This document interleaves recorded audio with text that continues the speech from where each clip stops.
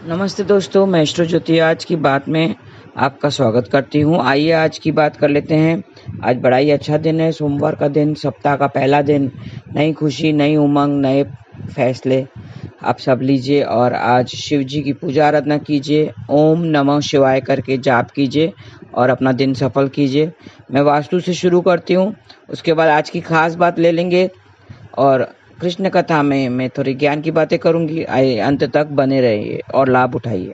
वास्तु की बात करें तो कल हमने मछली की बात की थी। घर में मछली रखना शुभ माना जाता है। अगर जिंदा मछली नहीं रख सकते हैं तो एरोवाना मछली आती है। एरोवाना मछली को वास्तु में अच्छा माना जाता है। घर में एरोवाना मछली का रखना शुभ होता है। ये मछली सेहत, समृद्धि, धन, शक्ति की प्रतीक है। मुंह में सिक्का लिए हुए एरोवाना मछली आती है, गोल्डन कलर की आती है। उसकी मूर्ति रखें और उसे उत्तर पूर्व या पूर्व में रख सकते हैं। एरोवाना मछली को वास्तु में अच्छा माना गया है। तो ये थी वास्तु की बातें। अब तिथि और योग की बात करें तो चतुर्थी तिथि आज शाम 4:15 तक रहेगी। आज शाम 4:50 तक ध्रुव योग रहेगा। ध्रुव योग में भवन या इमारत बनाने में सफलता मिलती है। और आज रात 9:40 तक पुष्य नक्षत्र रहेगा। पुष्य 8वां नक्षत्र है। इसमें सब कार्य सफल होते हैं। और सोना चांदी की खरीदारी के लिए पुष्य नक्षत्र शुभ माना जाता है। पुष्य नक्षत्र की राशि कर्क है और इसका प्रतीक गाय का थन को माना जाता है। इसका स्वामी शनिदेव है और इसका संबंध पीपल के पेड़ से बताया गया है। तो शनिदेव जिसकी 7.5 वगैरह चल रही है, दहिया चल रही है, उसको जिसको प्रॉब्लम आ रहा है वो आज के दिन शनिदेव की पूजा आराधना करें और उसका मंत्र जाप करें। ओम शनिश्चराय नमः ऐसा करके दिन व्यतीत करें। पीपल की उपासना करनी है और उसे किसी प्रकार का नुकसान नहीं पहुंचाना है। और आज की खास बात है, अशुभ भद्रा के बारे में बताती हूँ।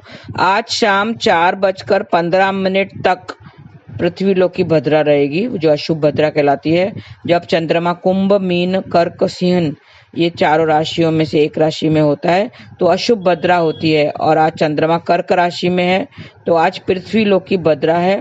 तो पृथ्वी लोक की भद्रा के दौरान विवाह, मुंडन, गृह प्रवेश, नया बिजनेस, नया कार्य, शुभ काम की यात्रा करना, त्योहार या रीति रिवाज ये सब नहीं करना चाहिए। आज अवॉइड करें, उसमें शुभ फल नहीं मिलते हैं और ये सब काम नहीं करना चाहिए।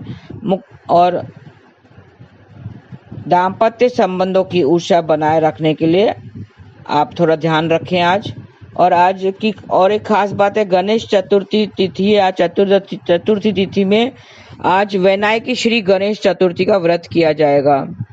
गणेश जी को प्रथम पूजनीय का दर्जा दिया गया है। गणेश जी को प्रथम पूजनीय का दर्जा दिया गया है तो उससे पूजा आराधना करें और उससे श्री गणेश को चतुर्थी तिथि का अधिष्ठाता माना गया है। तो इससे बुद्धि, समृद्धि, सौभाग्य का देवता के रूप में पूजा जाता है। और मंत्र जाप कीजिए, गण गणपते नमः 108 बार जाप करना है। तो आपके जो जॉब वगैरह नहीं लग रहे हैं तो वो आज लग जाएंगे। आज 5 इलायची और 5 लवंग का जोड़ा लें और श्री गणेश भगवान को चढ़ा दें तो इससे आपके शोहरत, प्यार और शोहरत मिलेगी।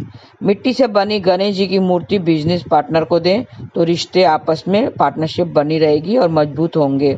श्री गणेश के आगे हाथ जोड़ें और संकट नाशन गणेश स्तोत्र का पाठ करें तो सारे संकट दूर हो जाएंगे। कुछ प्रॉब्लम्स आ रहे हैं आपके, किसी काम करने में आपको संकट महसूस हो रहा है तो संकट नाशक गणेश स्तोत्र का पाठ करना चाहिए तो सारे संकट दूर हो जाएंगे। और मंत्र जाप करें, ओम ह्रीं ग्रीं ह्रीं, ओम ह्रीं ग्रीं ह्रीं 108 बार जाप करें तो आपका नाम शोहरत आपको मिल जाएगी। तो जप के बाद तुलसी से बनी हुई माला से जाप नहीं करना चाहिए। कभी भी गणेश जी के जप को तुलसी की माला से नहीं करना चाहिए, उसको दूसरे किसी स्फटिक की माला या रुद्राक्ष की माला से कर सकते हैं। जल से भरा हुआ मिट्टी का बर्तन कलश गणेश मंदिर में रखें और पक्षियों के लिए पानी रखें। ध्यान रखें कि कबूतरों के लिए नहीं, सिर्फ पक्षियों के लिए पानी रखेंगे तो आपके कार्य में सफलता मिलेगी। गणेश जी को पूजा के समय लाल गुड़हल के फूल अर्पित करें तो आपके जीवन में तरक्की होगी। 5 मुखी रुद्राक्ष की विधि पूर्वक पूजा करें तो जीवन में यश मिलेगा। रुद्राक्ष को धारण भी कर सकते हैं। चिकनी मिट्टी से बने लड्डू गणेश का विधिवत पूजा करें तो क्षमता आपकी मजबूत होगी, क्षमता बढ़ेगी। साफ सुथरी चिकनी मिट्टी से लड्डू गणेश बनाएं, अपने घर के मंदिर में स्थापित कर लें। घर में एक लड्डू गणेश जरूर होना चाहिए मिट्टी का, तो उससे आपको यश मिलेगा। नारियल पर हल्दी से स्वास्तिक का चिन्ह बनाएं और श्री गणेश को अर्पित करें तो जीवन में सुख शांति मिलेगी। एक लोटे में जल और दूर्वा डालकर अर्पित करें तो आपका जो कॉन्फिडेंस लेवल है वो बढ़ जाएगा। गणेश जी की विधिवत पूजा करें। जल वो किसी पेड़ या पौधे में डाल दें।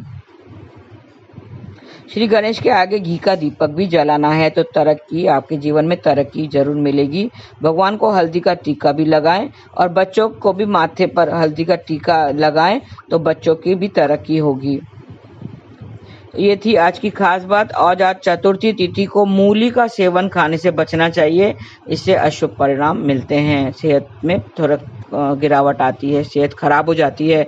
चतुर्थी तिथि को मूली का सेवन नहीं करना चाहिए। तो थोड़े से ये तिथि के अनुसार जो आप ये थोड़े से खाने के पदार्थ हैं जो अवॉइड करना चाहिए मैं बताती हूँ, तो आप बाकी दूसरा सब कुछ खा सकते हैं, अपना सब खा पी सकते हैं। तो मूली का सेवन आप अवॉइड कीजिए।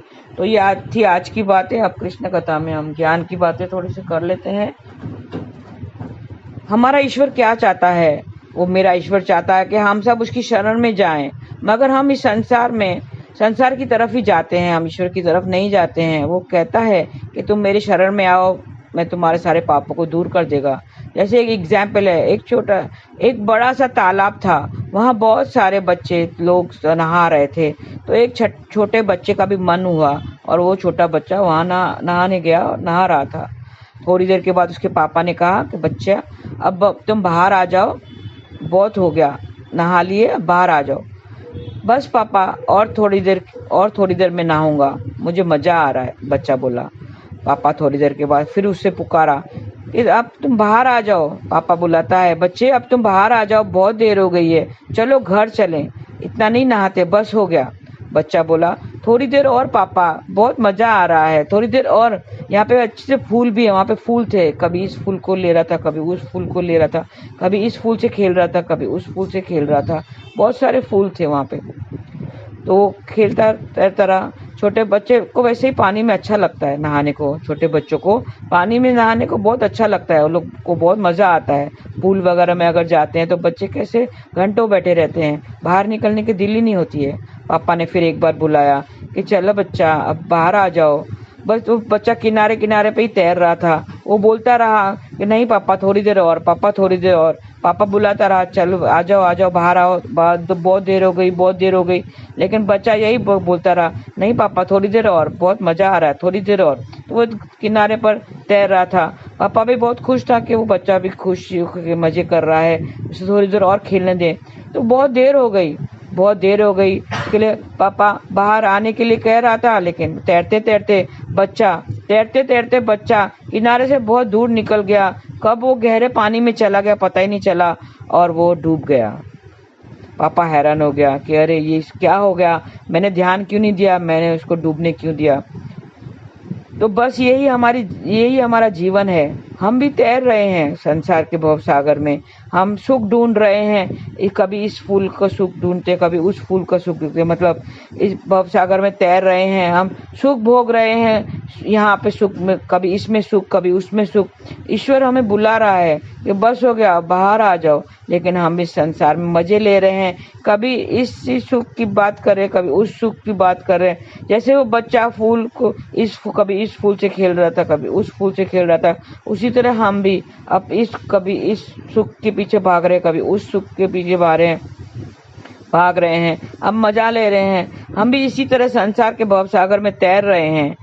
ये काम करना है, मुझे वो काम करना है, बस थोड़ा ये काम भी कर लूँ, बस वो काम भी कर लूँ, थोड़ा और कमा लूँ, थोड़े और पैसे कमा लूँ, कभी यहाँ घूम के आ जाऊँ, कभी वहाँ घूम के आ जाऊँ, मैं यहाँ भी नहीं गया, मैं इस जगह भी नहीं गया, कभी उस जगह जाऊँ, कभी इस जगह जाऊँ, तो पहले यहाँ जाऊँ फिर वहाँ जाऊँ, बाद में कथा कीर्तन गाऊंगा, बहुत टाइम है, बहुत बहाने मिलते हैं, बहुत बहाने करते हैं, कीर्तन शीर्तन सत्संग पे नहीं जाने का बहुत सारे बहाने मिल जाते हैं। फिर संसार में हम इतने रस बस जाते हैं कि ईश्वर को भूल ही जाते हैं, और वो हमें बुला रहा है लेकिन हम उसके पास नहीं जाते हैं। गीता में भी कहा गया है कि आओ मेरे शरण में आओ, तुम्हारे सभी पापों से मुक्त कर दूंगा, लेकिन हम उसकी तरफ ध्यान नहीं देते हैं, हम नहीं सुनते हैं, हम बाद में करूंगा, कथा कीर्तन बाद में आऊंगा, पहले ये काम फिनिश करने दो, पहले यहाँ मुझे घूमने दो, पहले वहाँ घूमने दो, इस काम के बाद करूंगा, इस उम्र के बाद करूंगा,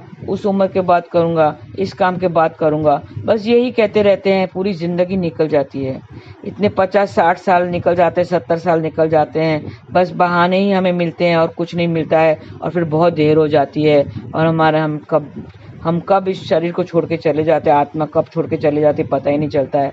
तो आओ, अभी देर नहीं हुई है, वो कहता है अभी भी देर नहीं हुई है, तो मेरे शरण आ जाओ, तुम्हारे सब पापों को मैं मुक्त कर दूंगा, सब पापों से मुक्त कर दूंगा। आओ, नाम जाप करो, हरे कृष्णा कृष्ण कृष्ण हरे हरे, हरे राम राम राम हरे हरे। अगर अब भी कर लिया, अब भी बहुत देर नहीं हुई, अभी शुरुआत की। जहाँ जागो वहाँ सवेरा, कहते हैं कि जहाँ पे हमारी जागो वही सवेरा। तो आप भी अभी नाम जाप कीजिए और अपना जीवन सफल कीजिए।